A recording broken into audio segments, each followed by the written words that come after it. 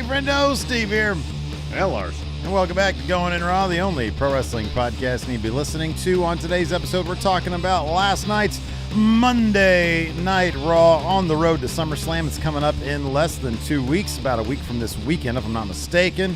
And a couple more matches sort of, I guess, I don't know. Was anything else actually confirmed last night, or they just sort of move along other stuff last night? Oh, I guess kind of Becky beat Zoe Stark. So that's true. Yeah. So Trish Stratus, Trish probably locked in for SummerSlam. Yeah, is locked in there. So yeah, but Judgment Day, more perhaps drama in the Judgment Day, or at least some teasing of some drama within the Judgment Day. Of course, there was the big contract signing last night with Finn Balor and Seth Rollins, and Finn Balor played his Judgment Day hand, had the other members come down and surround the ring as he punctuated his point, and then Seth Rollins was like, oh boy, I need to get out of here. Well, the beatdown goes down, and then Damian Priest looks down at old Seth there and is like, maybe I should do it now.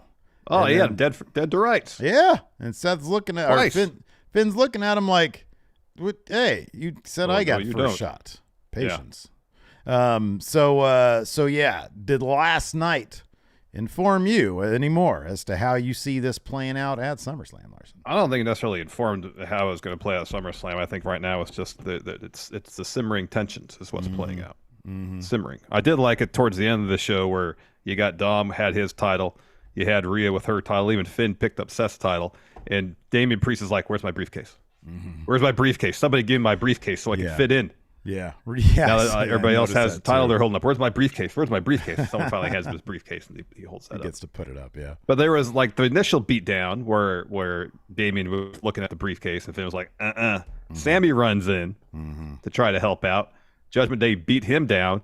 And then every member of Judgment Day basically hits their finisher on Seth. Right, yeah. And then they stand over him. That's when, like, Priest especially, there was like, this is a done deal. I can do this right now. Yeah, I could literally. And he was like frantic. Where's my briefcase? Give me my briefcase. And in one sense, probably, because he wants to fit in. Right.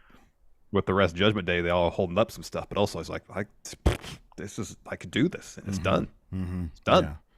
Do you think, does the character Damian Priest regret saying, Seth, you get the first shot? Because he sort of locked himself into an agreement. Sort of like when Cody said, I can't be world champion. Well, kind of, yeah. It's like, well, I mean, that was more in perpetuity. At least Damian Priest is thinking, well, not now, but like, if now is a really good opportunity, why shouldn't it be right now? I know, and a year sneaks up on you. It does. You know? Yeah. It's not as long as you think it could be.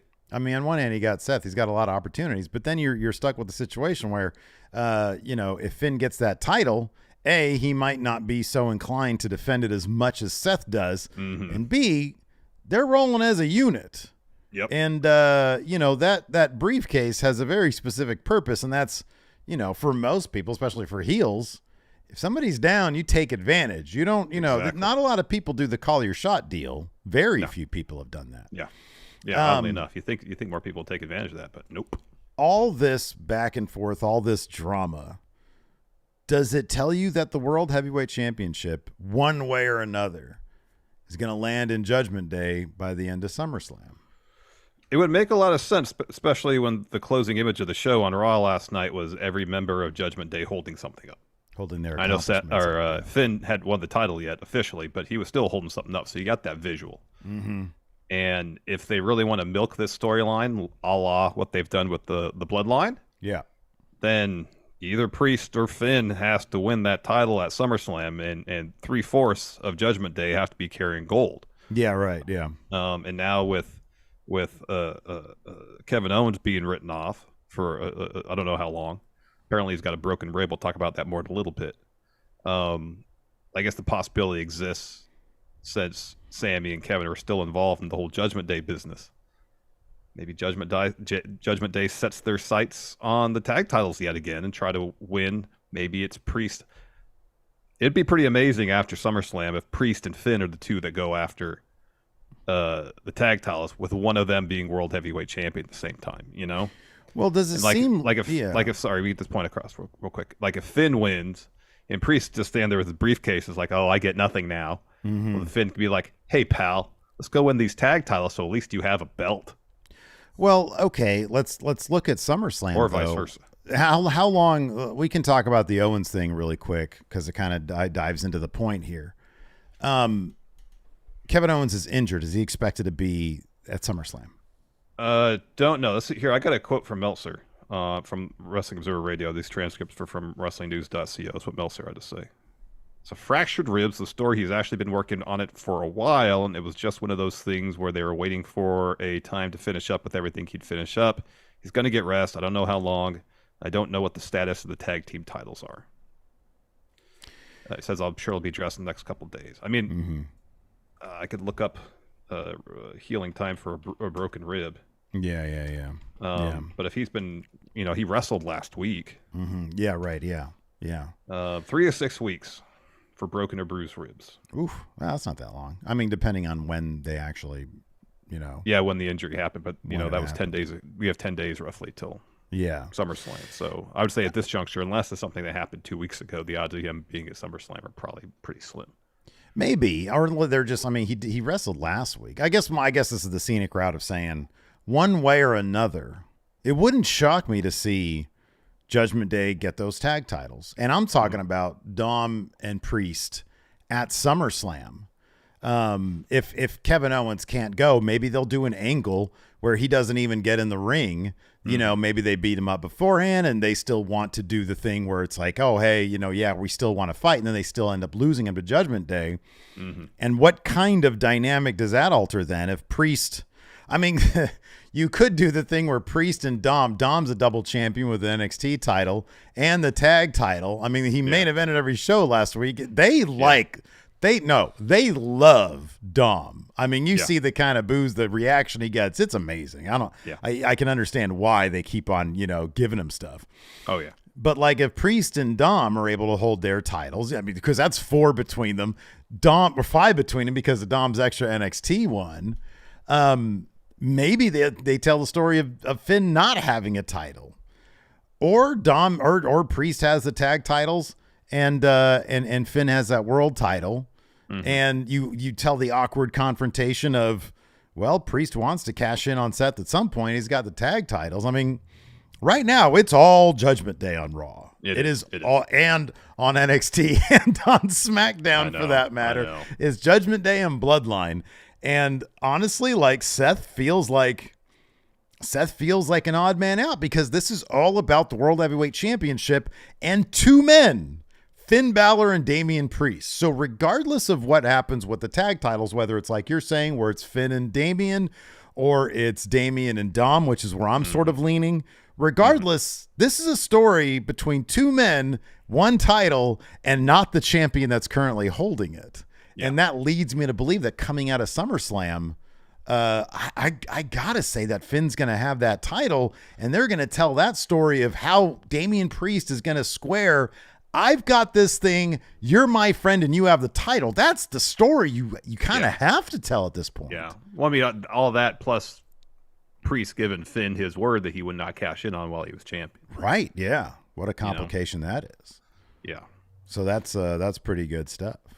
I mean, right now, sitting here, if we were doing our SummerSlam predictions, I'd probably pick Finn to win, but I wouldn't do it with a high degree of confidence points. Oh, I agree. I'd probably go, I don't know. How many matches there are on the card? 8 or so? Something like that, yeah. I just throw out 8 because that's usually what it's like these days. I think 8 or 9 was supposed to be what it's going to be. All right, yeah. Yeah, I don't know. I'd probably go between 3 and 5. Oh, 5's wow, kind of a lot. Yeah, 5's kind 5 of is a lot. I don't know. What other matches are on the card? Becky Lynch versus Trish. Oh, Becky's going to win that. Becky's totally win that. Drew and what would your Gunther. confidence? Yeah, Gunther's probably going to win that one. Gunther's probably. One more thing about the Seth Judgment Day stuff also is there's still a go home. And if you want to look at one of the indicators of, who's going to win or lose, the go home math. Yes. Next week is the go home. This week, Judgment Day got the upper hand, which might mean that Seth's going to get the upper hand next week on Raw. And that will, be even more evidence that Finn. Maybe they'll do one of those things where it's like a video package. Yeah, I know they do that sometimes. Like sometimes the go home episodes are just like, these days under Triple H especially, they're just reminders of that there's a pay-per-view going on. Pay-per-view coming up on this weekend, and here's the story recap for everybody. Yeah, my guess is going to be a recap with some newly shot like interview footage. Yeah. They're just going to be like talking to the camera or whatever. Yeah. So yeah, we talked about the Kevin Owens stuff, and then also another wrestler dealing with an injury right now, Liv Morgan. She's been written off TV in a pretty brutal fashion. Yeah. Rhea Ripley just completely destroyed her arm with a chair. Brian Alvarez on Wrestling Observer Radio said Liv Morgan does have a shoulder injury, and this was an angle to put her out of action for a while, and maybe, he says, a long while. Yeah. Guess depends on the nature of the shoulder injury. If it's something like what Finn had, he was out for 8 months. Yeah. Oh yeah. So hopefully Liv's not out that long. But yeah, that was a pretty brutal attack by Rhea there on the arm. Is obviously the Raquel Rodriguez stuff, that's not real. That's like, no, I mean, yeah, and if anything, they're going to use what writing Liv off as of TV as even more motivation for Raquel to go after Rhea, I'm sure. Yeah. So that's probably going to be the women's title, the world women's title match at SummerSlam there. So yeah, I don't know. Let's go ahead and dive into Raw, man, because not a lot else to talk about in terms of big angles. These are just sort of building heat towards SummerSlam. I like the SummerSlam video package with all the fancy cars on it. Yeah. What is it? Is CG it high cars? What song are they using? They're using it's Steppenwolf, Born to Be Wild. Yeah, Born to Be Wild. That's right. I like that they, like usually when they have songs that are themes for, especially like in NXT, they'll have this like underground metal band that Triple H, like came across. It's like, oh, this is pretty cool. And so they'll have the takeover theme is that, and they have the album cover and the promotional stuff on the card. Yeah. And then you got, it's usually like they have the very specific metal font that's used for those album covers. Oh yeah, big time. Yeah. So here we got an album that's probably released in 1967. Yeah, right. Yeah.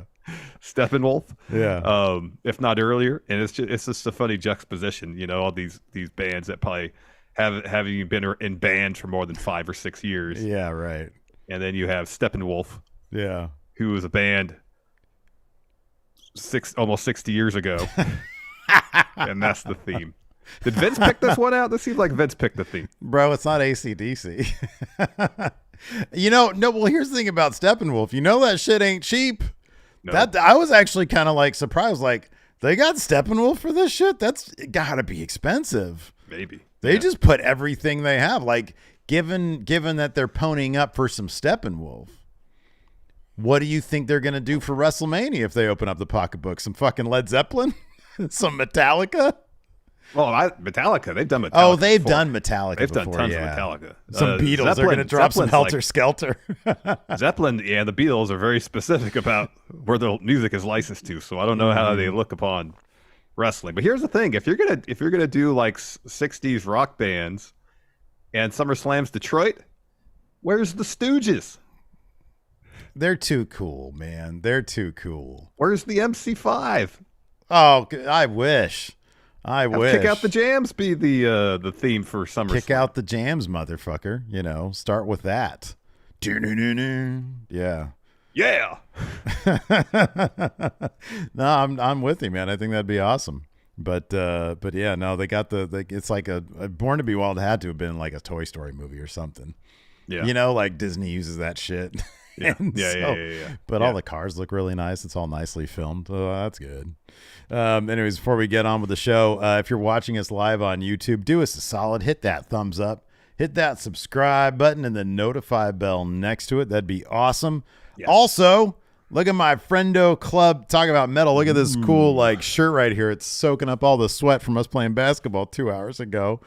And I got this purple Friendo Club shirt right here. You can get this stuff at friendoshop.com.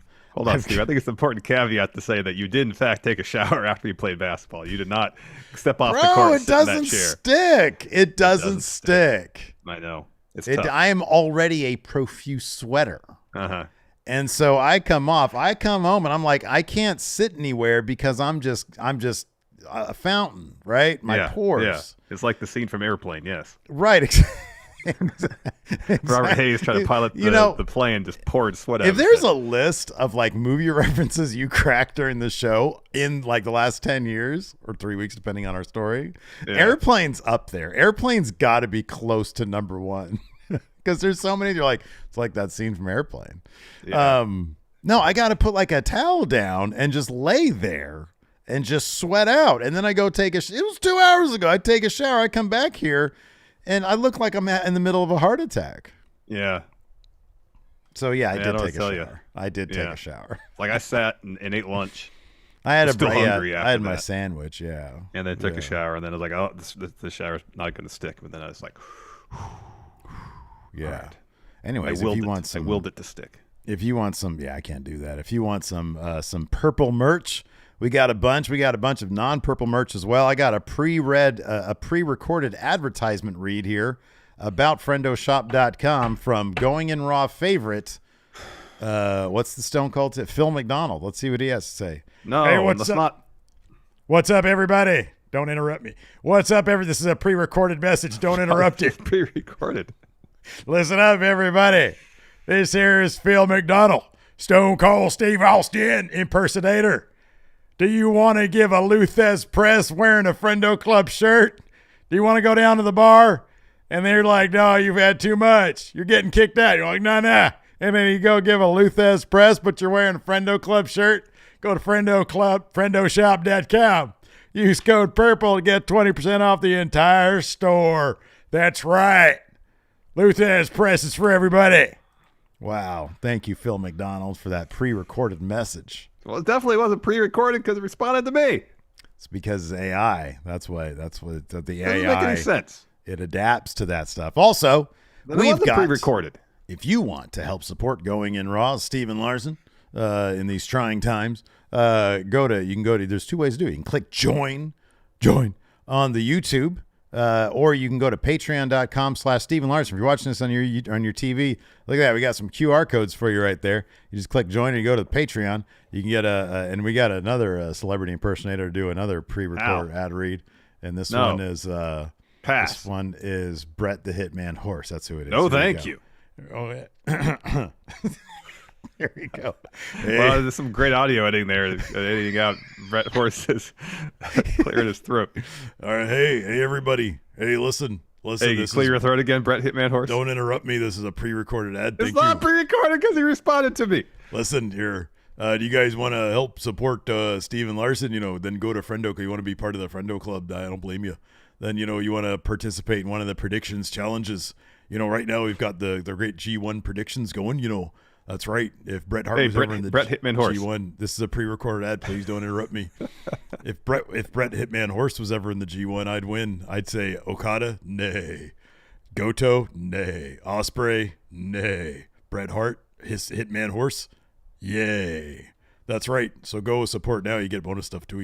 Yeah. Thank you, Bret Hitman Horse. Appreciate it. Oh wait, he has one more thing to say. No. That was pre-recorded. Done. If you want to predict how many horses I'll be able to make. No. Mating with horses. No. Seeing what human can do with horses. Absolutely not. Okay. Yeah, I had to cut that one off. Anyways. For shit's sakes, man. How did Raw start, Larson? Start with Judgment Day. Sans Dom Mysterio. It was Damian Priest. It was Finn Balor. It was Rhea Ripley. They're standing in the ring. The other side. Priest says, "Welcome, and all rise for Judgment Day." And Rhea says, we don't only run Monday Night Raw, we run all of WWE. And Finn then is next, says, we got the unbeatable women's champion, Rhea Ripley. We got my man, Senior Miss Money in the Bank. We got yours truly, the next World Heavyweight Champion. Before we get to the man of the moment, let's look at what we achieved last week. So he throws to a video package. Dom winning the North American title in NXT. And then Rhea says, my honor to introduce to you all the new NXT North American champion, my Latino Heat, Dirty Dominic Mysterio. Dom, music hits. Chorus of boos, of course. Oh, yeah. He makes his way to the ring. He's looking to talk. He says, I am your new, of course, he gets drowned out in boos pretty quickly. He says, I am your new fighting NXT North American champion to celebrate my greatness. Roll the package. And so it's like a video package of like everything Dom has done since joining Judgment Day. Right.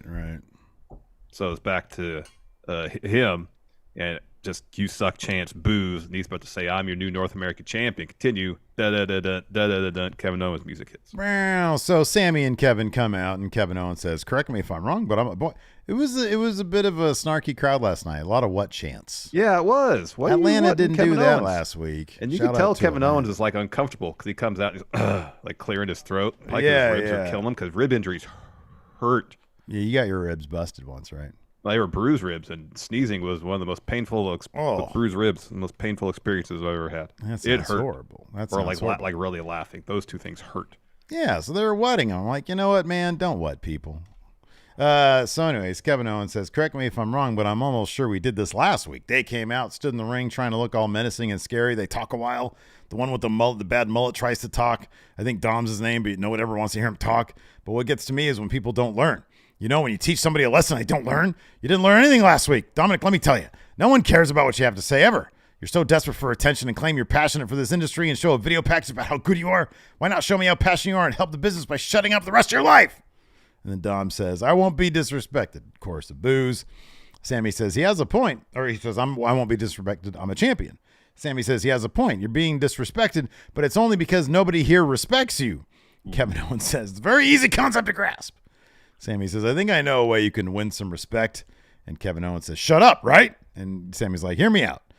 Dom, if you went one-on-one with one half of the Undisputed Tag Team Champions tonight, what if we did Dom Mysterio versus Sami Zayn in Tampa? And Dom's like, oh, you want some of me? Come on, let's do it. Sammy's like, okay, but I want to remind you of this. Last week, you made a whole stink about how you wanted our titles on the line. So if you are a fighting champion the way you say you are, you'll put your title on the line tonight. And Rhea gets pissed off and on behalf of Dom says, Sammy, Dom accepts. And Dom looks a little bit frazzled, but, he's ready for the challenge here. Mm-hmm. Yep. Our first match of the evening, Zoe Stark taking on Becky Lynch. Really fun match. Zoe Stark has done excellent work since she got called up. Oh, yeah, she's been great, man. She's taken a bunch of leaps forward, man. Yeah, I mean, she was always really, really good in the ring from a character perspective. This angle they're doing with Trish and her and Becky has done wonders for her in terms of helping her develop her character. Yeah. Really, really, really good stuff. However, no cheating win for Zoe Stark this time. She takes the L, courtesy of a manhandle slam from Becky Lynch. Really fun match, though. Go out of your way to check this one out. Yeah, no, it was really good. After that, Trish is like, I'm sorry. Becky talks some trash to Trish. And then we get a recap of Cody, along with him walking backstage. Love to see it. We see Vo Williams. He's in the crowd. He's the guy who did the theme for the Raw, the Greatness one, I think it is. Yeah. Yep. So that must be really cool. It's not my favorite theme in the world, but man, that must be really cool. That must be neat. Anyways. I know. It seemed like it would be pretty cool. Yeah. Mm-hmm. So, anyways, Cody comes out next. He's very excited to be there. He says, so Tampa Bay, what do you want to talk about? He says, my friends at home, forgive me for turning my back because I want to see everyone tonight. So he looks and he sees all the people there. Why does he feel the need to apologize? Like just when you make your entrance, just be like, look at everybody, and then you have to make a thing about it. Oh, he wants to soak it in. He wants to make sure that he's doing it in a proper and he's a very polite person. He's a classy guy. I know you wouldn't know a whole lot about that, interrupting all these pre-recorded ads, but he's a very classy guy, Larson. They're not pre-recorded because they respond to me. AI. It's AI. It's like it doesn't make any sense. It's like X. Did you notice last night it was trending on X? They had the X logo on there. Oh, they did? I didn't notice that. Yeah, I was like, no. Anyways, so Cody says, we've all seen the clip, Brock beating me up with a chair, beating me up with a chair in front of my mama. He says, admittedly, I didn't have that on my bucket list in 2023, but am I surprised? No, but color me impressed. We're talking about Brock Lesnar, who hadn't even had 5 professional fights and won the UFC Heavyweight Championship. A man who never played football being able to make an NFL team, and a man who, if you look at the list, may as well be synonymous with being called Mr. SummerSlam. No, so surprised? No. Impressed? Yes. You want to know who wasn't impressed? My mother, Michelle Runnels. This same lady who saw Terry Funk throw fireballs in my dad's face, who was drinking with Gordon Soley down the street at the Columbia. If anything, Brock Lesnar knew, and my mother knew what I'm going to tell you. Brock, you made a mistake. Tactical error. He made a tactical error. And in this case, he says, you made a tactical error, by not murdering me. Yeah. So in Cody's estimation, and I just summarized it there because Cody talks a lot. He talks about poking the bear, and then that brings me to scenes of Leo DiCaprio versus Bear in The Revenant. Yeah. And that particular encounter didn't go terribly well for Leonardo DiCaprio, though. No, I hope that it goes better for Cody Rhodes because I'm a big fan.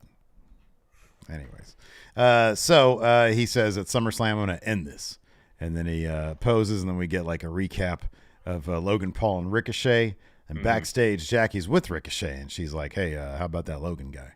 And he's like, I'm thrilled he accepted my invitation, but I don't get this guy. He could just show up late and come and go just because he's a YouTube star. Yeah, if you see his trending numbers, Ricochet, you'll know why. Like, they're huge. They're massive. Big star. Anyways, he says, you can believe when he shows up. There's business to take care of, so respectfully, everything I want to say to Logan, I'll say it to his face. So then Sammy comes out to his first match against Dom for the NXT North American title. Before that match happens, so we get a recap of the Rules of Engagement segment from SmackDown. Then match happens. Dom versus Sammy. This might be one of the 3 best matches Dominic has had since he started wrestling. I agree with that, and it's kind of not surprising because Sami Zayn is like one of the best wrestlers on the roster. You know what's weird is that I always get, whenever I say that, I always notice this in our YouTube comments. People are like, Sammy, one of the best wrestlers. What are you talking about? It's like, dude, it's kind of, I thought that was like common knowledge. Yeah. That he's like one of the best in-ring performers. Maybe people don't I see wonder it, if like he is. Like it might be some aspects of why he's one of the best. Like, I see it on the screen because it's not flashy. Well, I mean, I remember FTR Bald mentioned about Christian. Yeah, right. Talking about how Christian's always in the right spot. His footwork is perfect. Yeah. His timing is really good. Like things that, unless it goes wrong, you don't really notice as a viewer. Yeah, right. As a wrestler, are essential to putting on a good match. And I wonder if Sammy is one of those guys whose timing is really, really good, if not near perfect. His footwork is always on point. And he's always in the right spot that he needs to be in to get the spot in. Yeah. Again, it's not, as you mentioned, it's not flashy, and unless something goes wrong, you might not even really notice it. I think there's something to be said for maybe the psychology aspect of it too. Like, dude, you and I are not wrestlers, but the fact that Sami Zayn can always put on a compelling story in the ring. Yeah. He's one of the best sellers. That's part of it too. Is when he gets beat up, you feel like he's getting beat up. It feels like a fight. Yeah. No, absolutely. Anyways, Sami Zayn versus Dom Mysterio. So towards the finish here, Judgment Day had thrown. Where's the bid here? Oh, here we go. Oh, because Kevin Owens, like, Judgment Day interferes. Kevin Owens fends him off. So the ref throws out Kevin Owens first, and he's like, "What? I didn't do anything." And so then the ref throws out the rest of Judgment Day too. Right. So Sammy has a haluva kick lined up on Dom, and then Damian and Rhea come out and they throw Kevin Owens onto the ramp. Like, they beat him up. They threw him on the ramp, and then Dom is able to get Sammy with a roll up and a big handful of his pants to get the win here. So Dom Mysterio gets the win on Sammy. Sammy bolts to go chase off Judgment Day, and then Pierce, Sammy, and a trainer all check on Kevin Owens as Raw rolls on. Yes. Next, we get a video package for Gable Stevenson's The Decision. Oh, we definitely ain't watching NXT tonight then. Nope. What do you think his decision's going to be? Turn himself in. I don't really care. Confess. So after that, we see. Okay. Yeah. After that, we see a replay of the finish of the Sammy Dom match. Backstage, we see trainers checking on Kevin Owens as his arm is injured and seemingly got hit hard in the ribs. And then we get a whole I do appreciate how good, how popular Bloodline is, because we always get a 30-minute recap package on Raw. So it's like, oh, cool, I have to watch this. So then we got Nakamura backstage. Ricochet walks up to him and is like, hey, buddy. Hey. You seen Logan Paul anywhere? And Nakamura says, nope. And Ricochet says, hey, if you do, let me know. Nakamura's like, all right, pal. So then Nakamura turns around. There's Ciampa smiling right in his face. And he goes, hey, your loss last week was on me. That kick in the face, I'll let that one slide, but you only get one free one. Tonight, I get to settle things with Bronson Reed, and I don't want to see you out there. And if I do, then I know we have a problem. Understood? And Nakamura just looks at him. And Ciampa just says, good talk, and leaves. Yeah. After that, we get Judgment Day walking backstage. They come across Tozawa and Cruz, and Dom says, a little respect for the North American champion. And Cruz is like, you act like you don't even see me standing here. And Priest says, yeah, that's how he's going to act. Is that a problem? And Rhea's like, yeah, Tozawa, do we have a problem? And he's like, nope, because remember, they had a thing. Yeah. And then they all smirk, and Cruz says, that's all you do is walk around here picking on people. I'd like to see you try it with me. And Priest is like, you're really stepping to the most dangerous man in WWE tonight? They said, tonight, the most dangerous man in WWE, tonight you'll receive your punishment. And then Tozawa's like, hey, man, you got this. And I'm thinking he doesn't got this. No. Next up, we had a really fun match between Bronson Reed, Tommaso Ciampa, especially down towards the finish. Man, they were hitting each other hard. Reed's chest was chest was hamburger. Had Ciampa's handprints all over it. This was awesome. No, this was great. Yeah, this was a lot of fun. A lot of really good creative stuff. So at one point, they're getting in like a hockey fight. Reed hits Ciampa with a headbutt. Ciampa responds with a knee. And then Ciampa gets Reed up for an air raid crash. That was great. So he gets a 2 count there, and then Nakamura makes his way down the ramp. So Ciampa pays attention to this and starts arguing with Nakamura. And then Reed just lays out Ciampa with the shoulder tackle, puts him back in the ring, hits the tsunami to get the win. Mm-hmm. Yeah, good win. Like, I'm not sure how they're going to fit all these pieces with Reed and Miz and Ciampa and Nakamura now in place, but it keeps leading to really good matches from Tommaso Ciampa and Bronson Reed. Sign me up. Yeah, no, I agree. I love the idea of putting Miz in with 3 guys who are just physical, you know? I think that could be really good for him to see that side of Miz. And yeah, I have no idea what they're gonna do with all this. I mean, maybe they'll do I don't know. Maybe are they gonna have like? Did they do did they do an Andre last year? A Mania? Did they do it on Smack? Did they do it on? Yeah, SmackDown? it was on SmackDown. It was on SmackDown before. The SmackDown, the WrestleMania SmackDown. Yeah, that'd be kind of lame to blow it up there. Yeah, no. With like 16 other dudes. So anyways, backstage, Byron is with Liv and asks her about last week. She's like, Raquel is hurt, but luckily she's a big, strong girl, and she's gonna come back and take care of Rhea. She says, but for tonight, Rhea's all mine. Not only does she take out Raquel, but she's the reason we lost our tag titles. She's walking around here thinking she can do what she wants because there's nobody to stop her. But I'm gonna stop her. Watch me. And then she just gets fucking annihilated. But that doesn't happen yet because Byron goes over to see Chelsea and Sonya. They walk up. Sonya's like, why and how are you so stupid? You'd interview somebody like Liv Morgan instead of your new women's tag champs? And then Byron says, respectfully, I did interview you both last week, and Liv has an actual match tonight. Chelsea's like, if it's not about Liv, it's about Rhea. If it's not about Rhea, it's about Liv. The whole world revolves around Rhea Ripley. But then Rhea shows up, and then Sonya quickly backtracks. Says, everything revolves around you as it should. You know, champ things, right? And Rhea's not having any of it. So she's like, we have champ things to do. Let's get out of here. Yeah. And then Rhea says, I warned Liv and Raquel to stay out of my way. Well, they didn't listen. I took Raquel out, and Liv is next. See the pattern, Byron? And then, God damn, Rhea Ripley just completely annihilated Liv Morgan. Yeah, attacks her before the match was official and destroyed her arm, put a chair around it, stomped on it twice. Just absolutely annihilated Liv Morgan here. Yeah. And talk shit the entire time. Yeah. Oh, that's right. Coffin, remember. Lashley won last year, the Andre. Yeah. And then they gave him like a couple seconds on screen at WrestleMania the next day. Yeah, to show off his trophy, yeah. Boy, that was crap. That was crap. Should have had a match. So earlier before that Liv Morgan Rhea Ripley thing, backstage we saw Pierce and Seth. And then after the whole Rhea Liv thing, we got a little bit of thing with Valhalla talking about Maxine and the Viking Raiders. Mm-hmm. And then backstage... got Gable back there, and he's like, Viking Raiders, congratulations, you won your little Viking rules match. But here's one little problem. Nobody knows what Viking rules actually are. How about we have an Academy rules match? You want to put my head through a shield? How about I put your head through a freaking chalkboard? Thank you. And Maxine says, listen, Valhalla, I don't know why you're so obsessed with me, but I've been embarrassing you week after week. You got one up on me and you think I'm going to fall off? I've got bad news for you. You think you can put me through a table? We're going to sell this my way. 1-on-1 in my first singles match ever. See you next week. And Otis goes, oh, yeah. Oh, yeah. Yeah. After that, Ricochet gets on the mic, calls out Logan Paul. He's like, there's one man standing here who knows you don't belong here.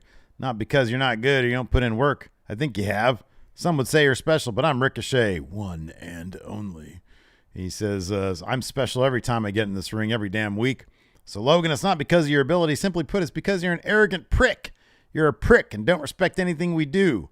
Days, weeks, months go by without seeing our families to fight for something bigger than ourselves. You never stand and you never will. So go ahead and show up whenever, leave whenever, that's fine. Wherever you are, I'm here to say one thing. I'm going to challenge you at SummerSlam.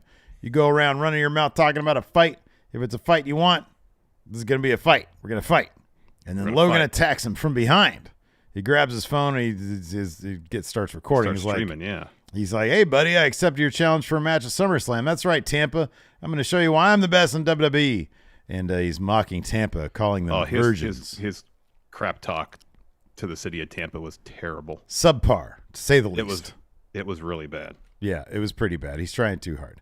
But you know what? Hey, he's a bad guy. You're supposed to talk trash. It's just not very good trash talk. It's bad. This is like almost Baron Corbin NXT levels of bad trash talk. Hey. So anyways, Ricochet gets up while he's streaming, but he doesn't notice him. And then Ricochet gives him a super kick, and he falls with the phone still. You can see that footage online. It's pretty funny stuff. Yeah. Anyways. So then we're backstage. Shayna Baszler interview. Jackie asks Shayna about Ronda. Shayna says, I'm sick and tired of hearing that name. Have it brought up in reference to everything I do. I'm tired of it. Talking hasn't settled it. A match won't settle it. I'm going to finish it the only way I know how at SummerSlam. I'm going to sell this in the language Ronda Rousey knows best. At SummerSlam, I'm going to fight Ronda Rousey. I'm going to fight you. We're going to fight, and then we're going to vote. Then we had, let's see here, Judgment Day. We had Damian Priest versus Apollo Crews. Before that, we had Logan Paul walking backstage.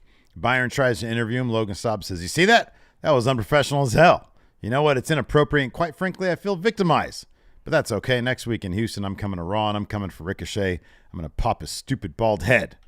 No offense, Byron. I kind of like your bald head. It's a funny moment. Then we had Damian Priest taking on Apollo Crews.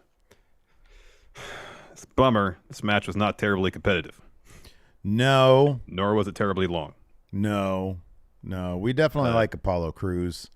And him standing around like he's an extra in my career isn't really great for him.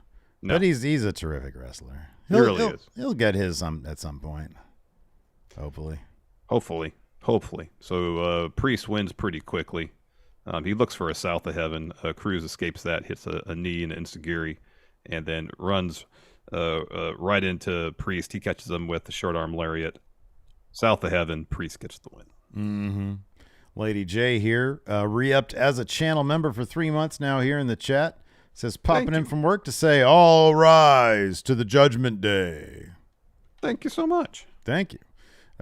Priest made Apollo Crews rise. No, that doesn't make any sense. Anyways, Priest got the win. Backstage, Becky is super happy. She's like, I told you I could do it. And then Jackie walks up and Becky says, I'm so focused on not getting tattooed, I forgot to say, the man has come around to Tampa. And now that I have my re-bitch, Trish can say whatever she wants, but it's not over until I win. And then Imperium's music hits.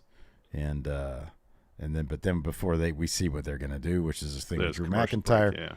We get a Viking Raiders promo. And Eric says, it's known through the 9 realms that no one wants to fight more than Vikings. And Ivar says, the gods are never happier when we battle in their name. And then Valhalla says, Maxine, it is with a glad heart I accept your foolish challenge. After all, the gods do smile upon great women.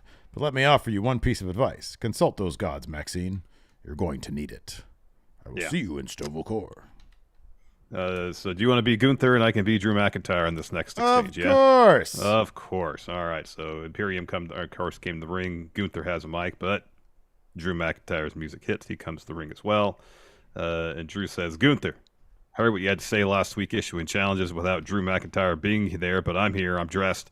I see the Intercontinental Championship. Why don't we do this right now? I'll be honest. I'm kind of sad you're not doing a Scottish brogue accent, man.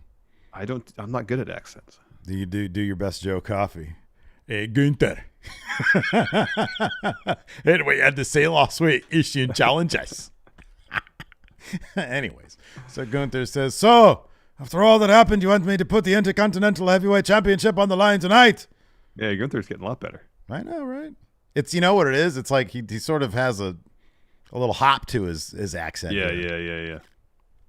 And then Drew says, did I stutter? Yeah.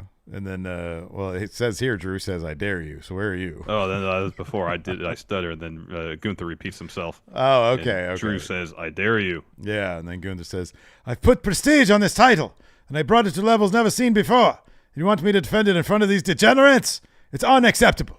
Makes sense why all these people connect with you. Just like them, you get nothing done in life. You failed at Clash of the Castle. I humiliated you at WrestleMania. Drew, if you want to ride on my coattail, I accept. I'm going to humiliate you again at SummerSlam. So then Drew says, all right, going to talk about WrestleMania. Let's talk WrestleMania. Quick story first. When Sheamus and I first met when I was 19 and he was like 42 at the time, that was a funny little jab at that Sheamus was pretty there. funny, yeah. That was Says, good. our dreams was a singles match at WrestleMania. We had that match over 10 minutes of brogues and claymores. The people were going crazy. At our weakest, you picked the bones and beat us, as you should have. Our personal issues got the best of us, and it was a triple threat. But at SummerSlam, it's one-on-one. You're going to find out why they call me the chosen one, the psychopath, the Scottish warrior, once I beat your arse, new Intercontinental Champion. And then Kaiser grabs the mic. 9, 9, 9. He says, Scottish psychopath, chosen one. He says, whatever you want to call yourself, how dare you speak to our ring general like that?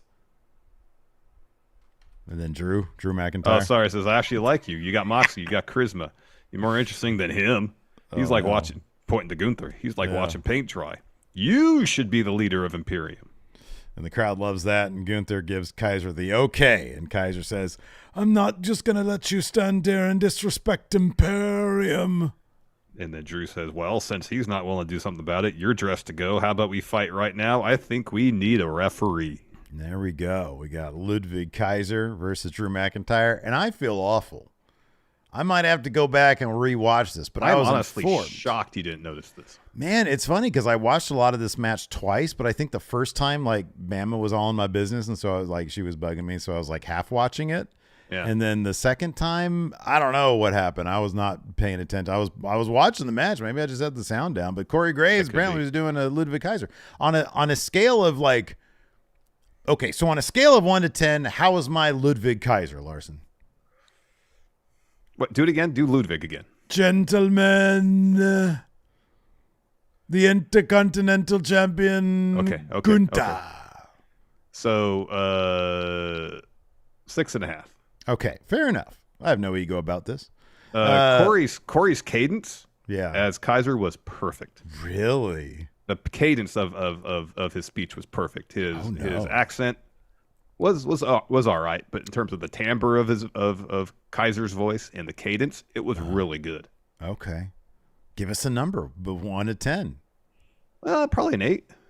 Wow. It was really I'll be good. honest. My ego kicked in. I'm a little jealous right now. Really? Oh, I don't like See, it. here's the Yeah. thing. Like somehow, like, it's the timbre. Like Yeah. the timbre of your voice just isn't the timbre of Ludwig Kaiser's voice, and that's it. That's Yeah. really because you Wow. got the cadence down. Your accent's pretty good. It's just like the pitch. I'm going to your time out voice. Organ Grinder because he said, sorry, Steve, Corey's was better. You know, one thing I can't stand is when people say sorry. I don't like that. They say sorry, and then they insult you.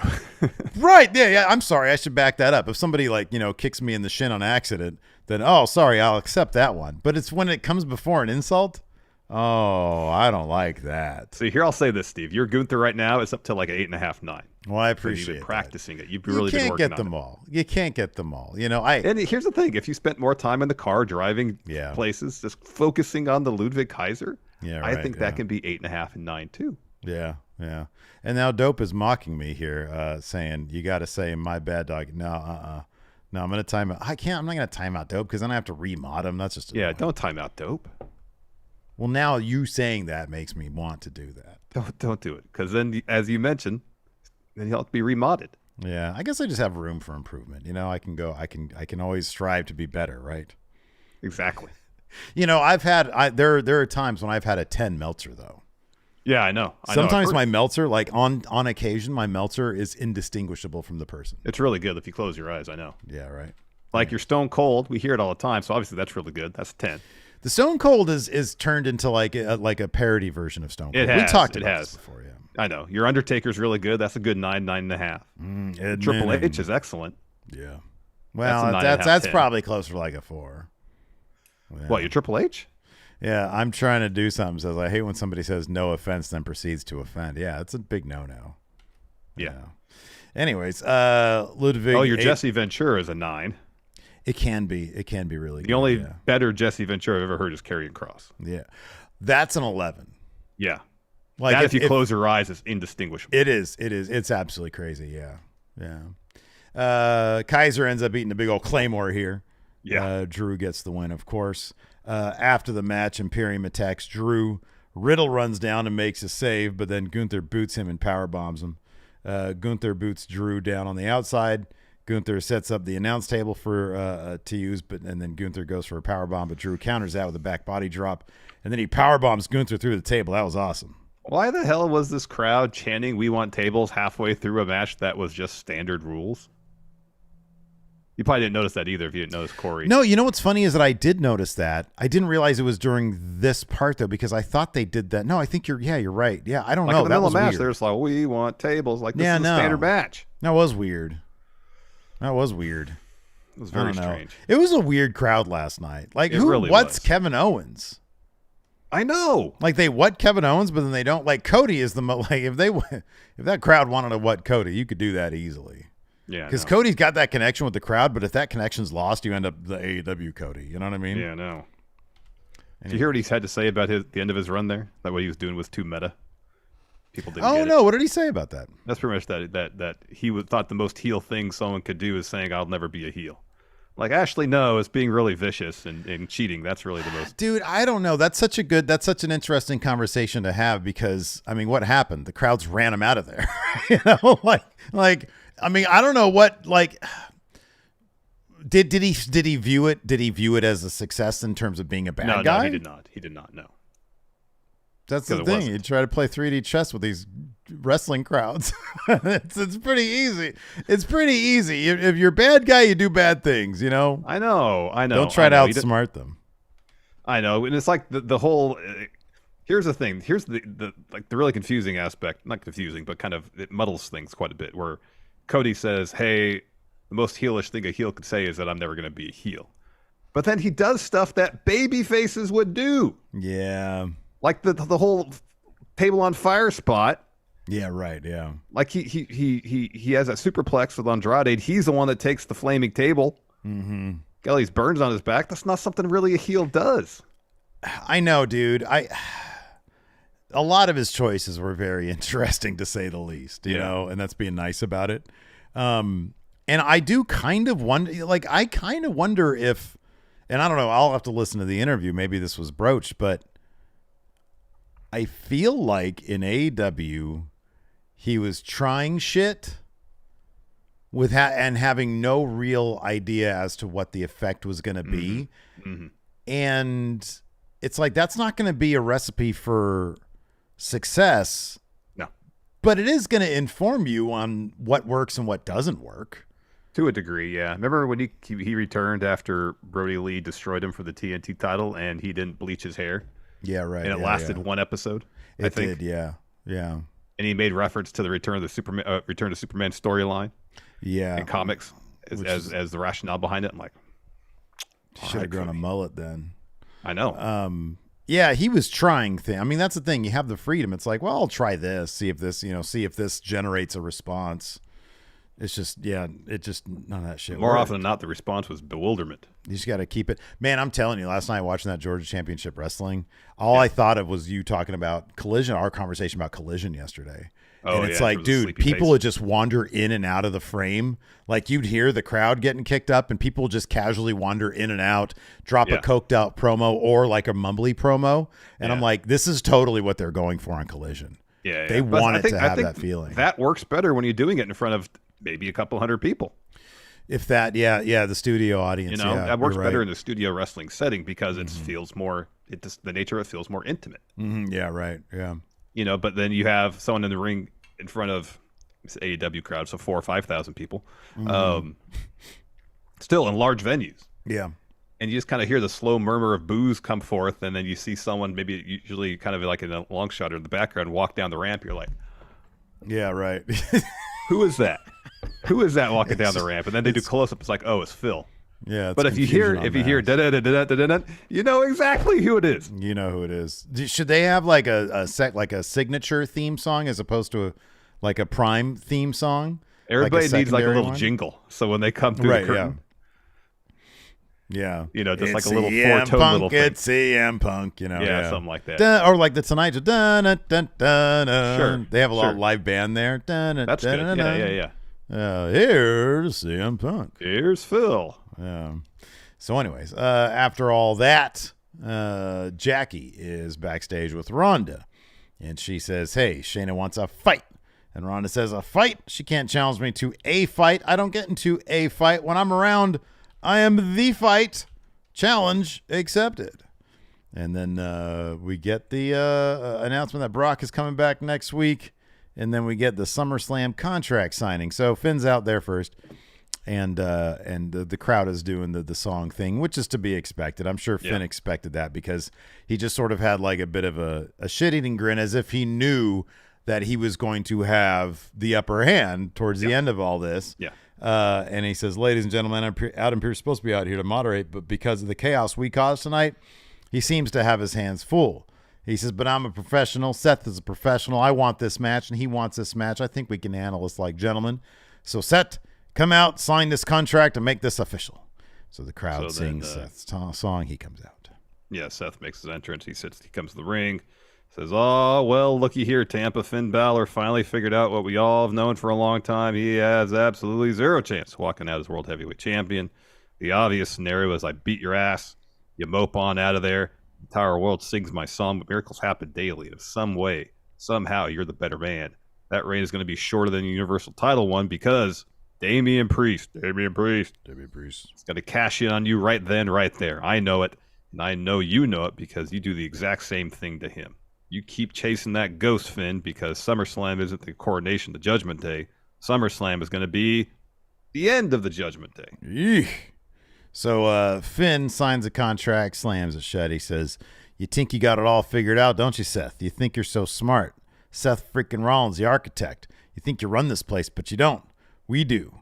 You said if I lose, I lose. He says, you also said if I win, and then we start to see the Judgment Day. Dom's coming through the crowd. Rhea's coming from the ramp. Damian Priest coming from the other side.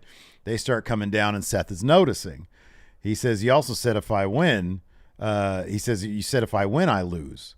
And he sees, and then he says, you see, Seth, I've been losing for 7 years, and it's driven me insane.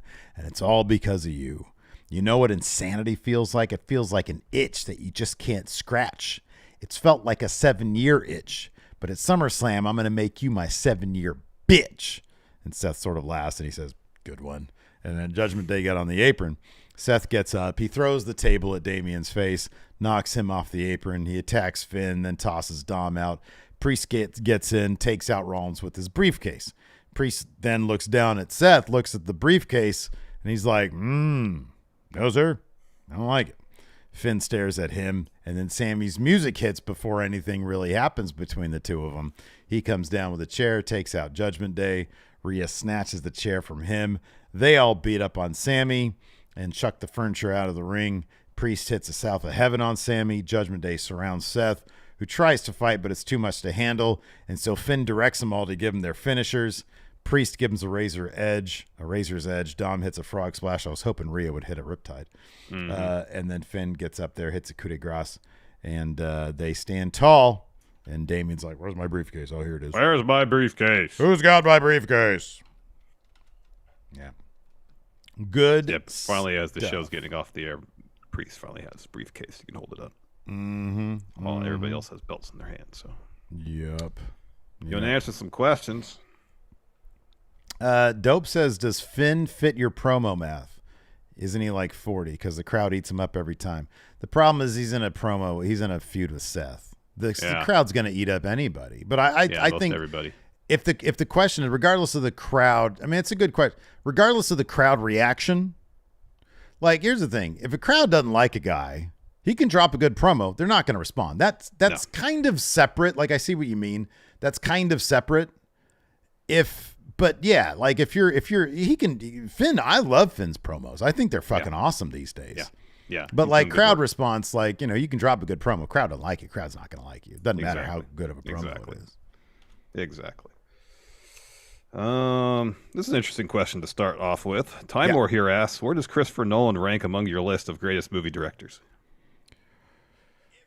He doesn't. Yeah, not on it. Like, if I were to do a list of 200, probably be there. Be there. Yeah, maybe. Probably be top 200. I think I could probably come up with 100 that I like better. Yeah, me too. And that's not saying that I don't like Christopher Nolan. I generally appreciate his, like, The Prestige. I love. I think it's such a fun movie, but that's sort of the one that stands out because it actually seems like there's a lot of fun being had making that movie. Most of his movies are bereft of any sort of joy or fun. Yeah, I never really get emotionally involved in his films. Yeah. They're very cold. Yeah. And not in like I know Kubrick's been, especially his latter movies, kind of had adopted a bit of a cold, distant style. Right. But just because based on how he approached that, I never had an issue with the emotional connection. But Nolan's movies, they just kind of feel like they happen for me. Yeah. Like I watch it, they happen. I'm like, all right. And then I generally don't really think about it after the fact. Like he's more of like, for me, Nolan is more of like a certain scenes guy. Like what's the one? Memento's a really clever movie. It's probably the most interesting movie he's made. Yeah. And then, like I said, I really like The Prestige because it's fun and he's a good filmmaker. Yeah. But like, even the one with the dreams and the people going into brains and stuff. Inception. Yeah. It's kind of a bit up its ass. Yeah. It's like the movie thinks it's way more clever than it actually is. Yeah.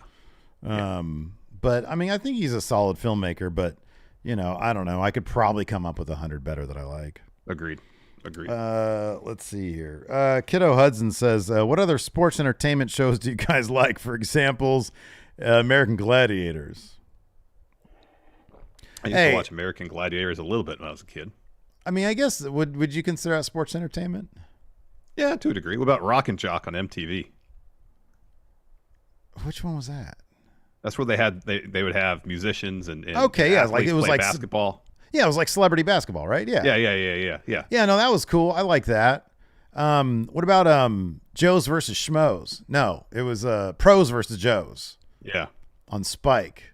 Yeah. That was my favorite one of those was because the Joes on this, so it was like normal dudes, like athletic guys versus known professional athletes, former, athletes, professional athletes.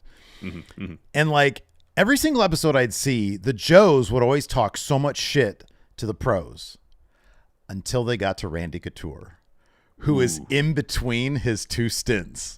Yeah. Like he still became a heavyweight champion after this.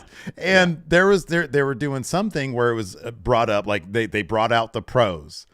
And Randy Couture is one of them. And you see the looks on these guys' faces just fucking go pale. Yeah. They're like, oh, shit. Yeah. It's like they didn't care about the former baseball players, the former football players. You get like fucking Randy Couture. Oh, my God. Professional fighter. Yeah. Oh, it was great. Yeah. Remember the Glutton Bowl, Steve? Oh, that sounds familiar. Yeah. Yeah, where there's all these eating competitions. Yeah, I kind of remember that. Most Extreme Elimination Challenge, that was awesome. Yeah. A lot of people here in chat are mentioning And One. Oh, And One was awesome. That was the shit right there, man. Yeah, it really was. I could just watch those mixtapes all day. They got them on YouTube, but they're all like pixely and stuff. Have you watched the American Gladiators documentary on Netflix? I have not seen it yet, no. It's actually pretty good. It's like a lot more, I don't know. It's just, it's a standard. The story is standard. It's like the company didn't want to. They thought the gladiators were, expendable. So like they didn't get paid very well, et cetera, et cetera. But it was interesting to hear their point of view. Atomic Sunrise asks, "What's your favorite wrestling documentary?" How's it? It's either Beyond the Mat or Wrestling with Shadows. Boy, those are the top two. I would say those were up there. So my Mount Rushmore would be those two, and then the WWE production of the Rise and Fall of Ultimate Warrior, because it was them dunking on that fool. Hit piece. They just fucking dunked on that guy. Yeah, I know. That was so wrong. That was so petty and wrong, but it's a wildly entertaining documentary. It really is. And then I actually really liked their Rise and Fall of ECW. I thought that was really that one's well pretty done. solid. That one's pretty good. Yeah. Eater of Waffles here says the story they have been telling with Gunther in the Intercontinental title has been very purposeful and has made the belt important again. If Drew beats Gunther, will he be able to take the championship to greater heights, or will it start to decline? If Drew gets the title, yeah, I mean, I feel like he's a former 2-time WWE champion. If anybody's going to be able to carry on the prestige, the newfound prestige of the Intercontinental title, it'll be Drew. Will he elevate it further? I don't know. I don't know if WWE would even be interested in that, especially when it's on the show that already has a world champ. Yeah. I think that if you continue to feature it and you have guys like Drew McIntyre or a guy like Bobby Lashley, who he's on a different brand, but if you have guys like that and that title is exciting to watch those matches, and those guys come off as on par with whoever's got the World Heavyweight Champion. Here's the thing, dude. If Finn Balor gets that World Heavyweight Championship and Drew McIntyre is the Intercontinental Champion, they're kind of on par. They really are. Yeah. And I kind of appreciate, I think that's kind of cool. It's like you have two titles that are kind of tough. It's like we talked about before, New Japan, when the Intercontinental Championship, their Intercontinental Championship was on par with their world title. I don't think that's a bad situation to have. I think that's pretty cool. I don't think it is either. I think that's a pretty good situation to have.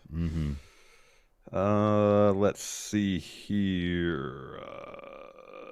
Johnny Night Moves, what a great name. Night Moves. It says, because of LA Knight's in-ring talent, do you think he would flourish in a new talent role in WWE, something brand new, never done? What would it be? What's it look like?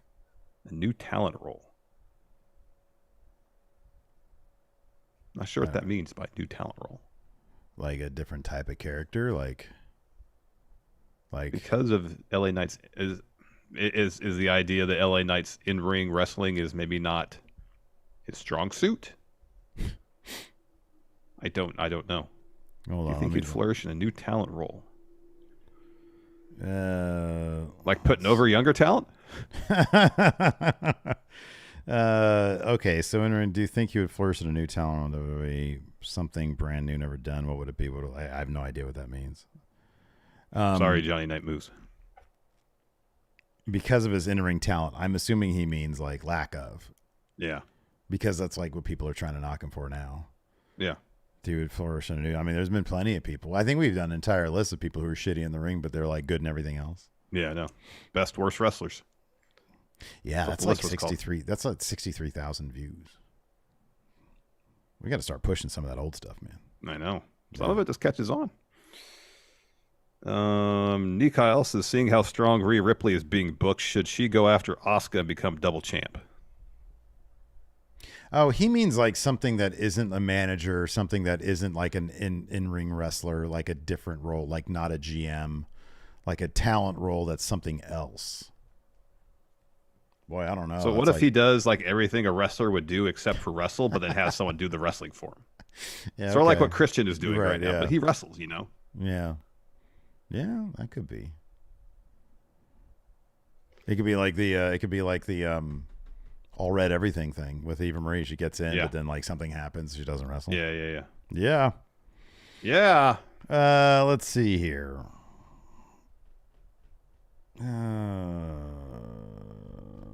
Ooh, boy, this is hard. Meta says, book your best and worst case debut / first angle for the Elite in WWE. I'm going to push on that for now. I think, man, I really want to do. I know. Look, full disclosure. Friendo Club Wrestling, the new shit that we're doing over the short form stuff, a lot of it is just ideas I steal from other places, but I try to openly credit those places. I've always wanted to do a fantasy book show, kind of like what Blampied does, but our own spin on it. And I think that'd be cool, like the Elite, like in WWE, like you and I each take turns booking like the Elite's first role or first angle in WWE. I think that could be a lot of fun just to do as a standalone video. That could be. Yeah. RW here says, been watching for about 2 years, so I thought about time to become a patron. Yeah. Yeah. Question. So you're both signed to WB. How would you want Samantha Irvin to announce you to the ring? Wow. That is a great question right there. That is a fantastic question. That's a really good one. Oh man.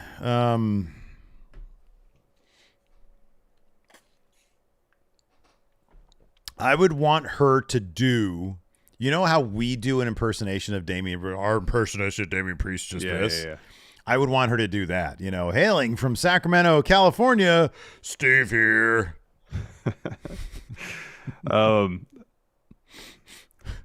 Since I'll probably get saddled with, like, since I'm a new wrestler, probably a pretty lame theme song. Yeah, right. I think it'd be great if she announced my name and Larson and like put like little like exciting like warp speed noises or pew, laser pew, pew, noises. pew. Yeah. And Larson.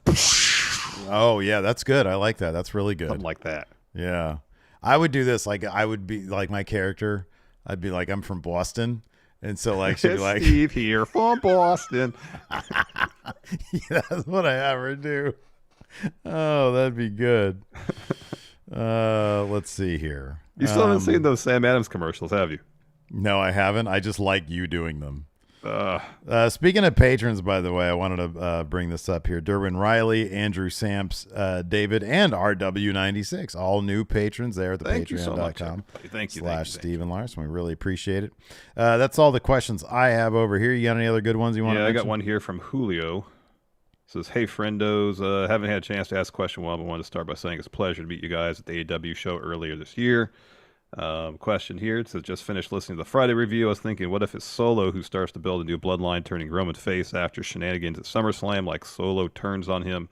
Heyman aligns with Solo after realizing that his next meal ticket, which would then have Roman trying to mend his relationship with the Usos to get back at Solo and his new group of mercenaries. I mean, that could be interesting stuff, but I guess the issue is, would they do babyface Roman versus babyface Cody at WrestleMania? Assuming that's the end game here for all this. Oh man, I don't know. I mean, you mentioned that yesterday. It's a good point. So I don't know. If and when they do Roman's face turn, I'm wondering if it's going to be the redemption story. You know, yeah, he loses everything. Yeah, and now has to rebuild. And he has to make amends to make his way back up towards the top. Yeah. Guess it, but I don't know. Yeah. Yep, we shall see. Anyways, that's going to do it for the show today. Thanks everybody for tuning in. We appreciate it. Till next time, we'll talk to you later.